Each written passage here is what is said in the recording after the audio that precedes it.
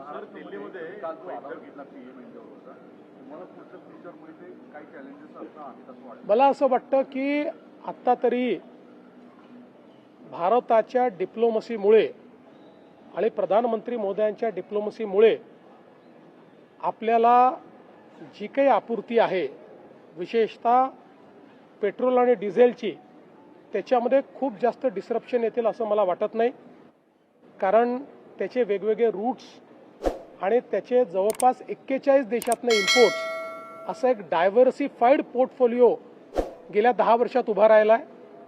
LPGच्या संदर्भात straight of हॉर्मुझमधनं मोठ्या प्रमाणात आपला LPG येतो, पण त्यालाही काही कंडिशनसहित परमिशन मिळते आहे.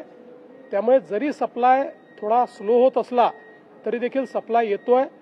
मला असं वाटतं की एक प्रकारे माननीय प्रधानमंत्री मोदयांच्या डिप्लोमसीमुळे खूप मोठे चॅलेंजेस नाही आहेत, तथापि छोटे चॅलेंजेस येतील, सप्लायचे चॅलेंजेस येतील. ते आपण त्या ठिकाणी आपल्या स्ट्रॅटेजीच्या माध्यमातून ओव्हरकम करण्याचा प्रयत्न करतोय. दिल्लीत बैठक झाल्यानंतर भुजबळांनी म्हटलेलं आहे की राज्यात जो LPG आहे तो बंद होईल 3 महिन्यामध्ये आणि CNGवर आपल्याला शिफ्ट व्हावं लागेल. सरकार असं आहे नाही, असं आहे की मोठ्या प्रमाणात आपल्याकडे PNGचं काम हे सगळ्या शहरांमध्ये होत आहे. महानगर गॅस निगम लिमिटेड हे पाईपलाईन टाकण्याचं काम करतायत आणि पाईप गॅस हा लोकांपर्यंत पोहोचवण्याचा आपला प्रयत्न आहे. कालच आपण एक GR काढून सगळ्या महानगरपालिका नगरपालिका क्षेत्रांमध्ये गॅस पाईपलाईन टाकण्याकरता सगळ्या अटी आणि शर्ती या शिथिल केलेल्या आहेत. राईट ऑफ वेज त्यांना देण्याचा प्रयत्न आपण करतो आहोत. आणि या गॅस पाईपलाईन आपण जर टाकल्या तर आपल्याकडे PNG उपलब्ध आहे, त्यामुळे LPGची आवश्यकता पडणार नाही.